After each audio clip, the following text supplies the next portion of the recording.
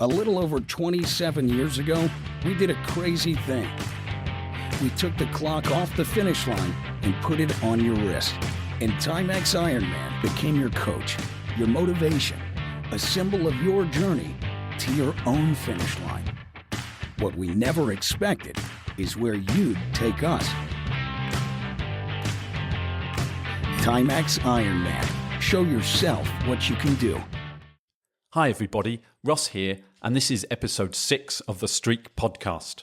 Today I'm going to be talking about the history of a device that was super important to me way back in 1988 when I started training for my first triathlon.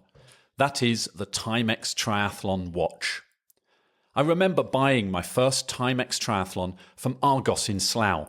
It was maybe in 1985 or 1986, when I was still just a runner. When it came out, it really was a technological leap forward. You could store lap times, and the buttons were easy to see and press.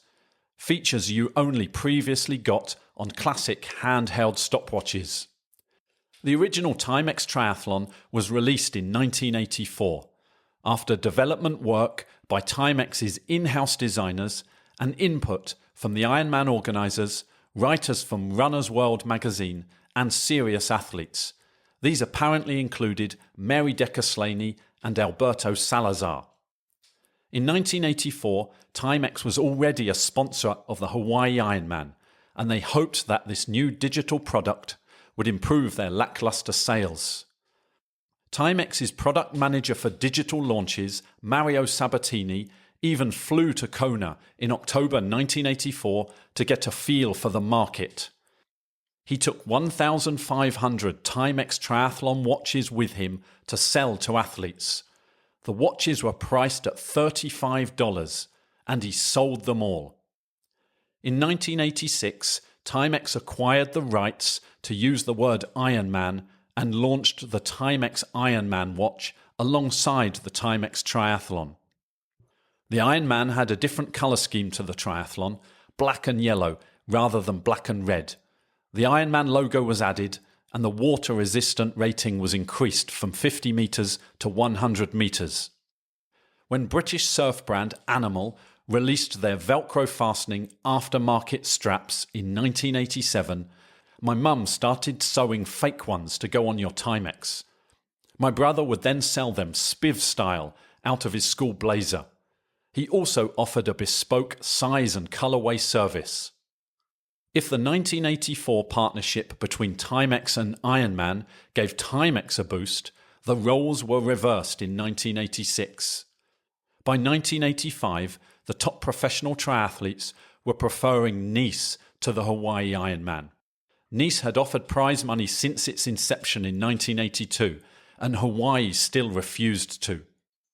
Nice was often held a couple of weeks before Kona, and few athletes wanted to put out two huge efforts so close together. 1985 even saw a kind of boycott of the Hawaii Ironman by many of the pro athletes.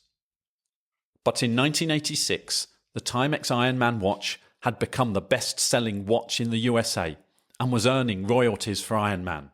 On top of that, an anonymous donor put up $100,000 to be used as prize money if the organisers so wished. This monetary offer was accepted, pushing the race out of its cosy family aura and into the big time, wrote Timothy Carlson in the September 2003 issue of Inside Triathlon magazine. We now know that this anonymous donor was Steve Drogin from La Jolla, California. Drogin was a real estate developer, philanthropist, and serious scuba diver. He also had a house in Kona. For more information on those 1985 and 1986 Kona races, I urge you to read Iron Will by Mike Plant. There's a link to it in the show notes. Of course, nowadays, not many triathletes use just a simple digital watch. GPS has taken over. I appreciate some aspects of the technology, and I have a simple Garmin device and a Strava account. But I'm not hung up about it. I don't upload half the stuff I do or obsess over the data. So I think I'm going to start logging my near daily exercise on paper again and try to get hold of a Timex. Does Argos still exist? Enter the world of Timex quartz. Great looks that can take a licking. The Timex Triathlon has an 8-lap memory chronograph. It's for men and women of iron. Thanks for listening to the end. Remember to check out the show notes at thestreakpodcast.com/podcast/6.